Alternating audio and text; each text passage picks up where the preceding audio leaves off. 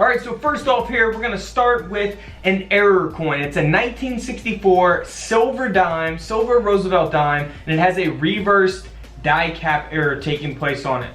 So we can see that there, clearly, very noticeable error. And don't need a microscope for anything like this, pretty extreme type of a mint error. And this Roosevelt dime sold for over $450 as a result of that. Now here is another obverse die cap. Now it doesn't, seem as extreme as the last coin, but we see here on the reverse that there is no reverse design because of that error taking place on the coin. You can actually see, the front design pretty well on this coin. It is a 1973 D mint mark Roosevelt dime, and this dime sold for over $540. So again, a pretty extreme type of error. This can, happen on various different coins, so not just dimes specifically. Next up is another 1973 dime, one of my favorites of this video. Now this is pretty cool here. This mint error, you can see here on the obverse of the coin is where it is taking place. And that was a magnetic slag struck into the obverse, the front of the coin. So that is really, really awesome. You see here on the reverse, looks perfectly fine. Man, what an error coin this is. This Roosevelt dime sold for over $1,000. Can't beat that, turning 10 cents into $1,000.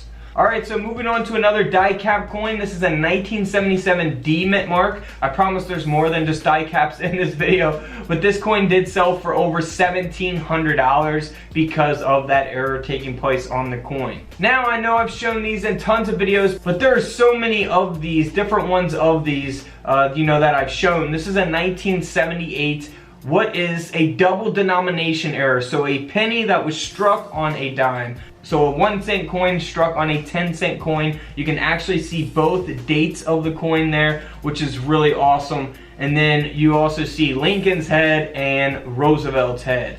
And then here on the reverse, again, you see the reverse of the dime and the reverse of the Lincoln penny. So this coin here, because of that error, sold for over $740. Moving on, now this is a full first strike brockage. Now this is a 1999 Roosevelt dime. You see here on one side looks, fairly normal, nothing too crazy about it. But here on the reverse, we do not have the reverse design. We have the front design essentially backwards. So that is really awesome. This coin here sold for over $1,400, $1,400. Next up is a deep die cap error. Man, this is pretty extreme here as well. From 1999, the P mint mark. And because of that error, this dime sold for over $540. Moving on, now this is not technically a dime. It is a state quarter, 2000 state quarter that was struck on a 10-cent planchet. So you can see the Maryland state quarter. I've shown these in my state quarter videos. If you have not seen them, just type in state quarters, couch collectibles here on YouTube, and you will find those videos. I show you different state quarters to look for, different types of errors. Now this coin here sold for over $6,000. We got the quarter design struck on a dime planchet. Now here is a 2007 Denver minted Roosevelt dime, and it's got that obverse die cap taking place again. This one really extreme as well, and this coin sold for over $900.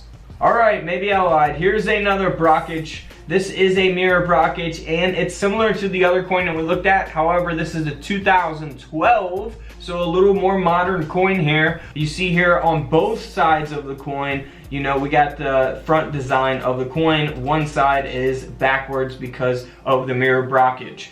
Now, this coin here sold for over $550. This one here is pretty cool. Now, this is graded at a mint state 65 by PCGS, and it only has the reverse clad layer. So we do not have no front design, which will give it no date. Here is one side of the coin, looks like a normal reverse as always, and then here is the other side. We have a reverse that is backwards. So, kind of opposite of what we looked at before with two of Roosevelt's heads, two fronts of the coin. We have two reverses of the coin here. So that is really awesome. So this coin here sold for over 480 US dollars. Here's another Brockage. I guess we are doing Brockages this video. This is a no-dated Roosevelt dime that is an early Brockage. We got the Roosevelt reverse design on one side, and then here on the other side we have that reverse again backwards. So this coin here sold for over $560.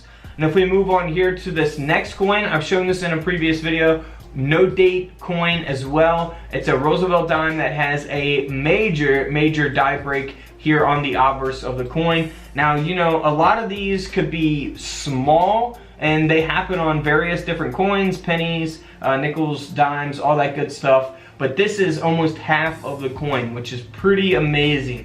So, you know, the larger they are, typically, you know, the more they're going to sell for. And of course, condition always matters. And the placement of, you know, where the cut or the die break is happening always matters and determines as well. So this coin here sold for over $900. Next up is a coin that has been double struck and it's been struck off center. Pretty clear of what's going on here with this coin. It obviously has no date.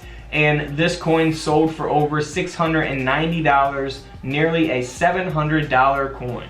Here is another penny that was struck on a dime. It is a Lincoln 1 cent coin that was struck 75% off center onto a 10-cent planchet. So we actually see the design of the Lincoln penny there below Roosevelt's head. And then here on the reverse of the coin, we see that design again at the top of the coin, the 1 cent coin there on the dime. So really cool. This coin sold for over $2,300, man, a $2,000 coin. Alright guys, don't forget to subscribe in the middle, check out the videos to the left of me, and until tomorrow, I will see you on the comment section below. This is Couch Collectibles, and this is where I disappear.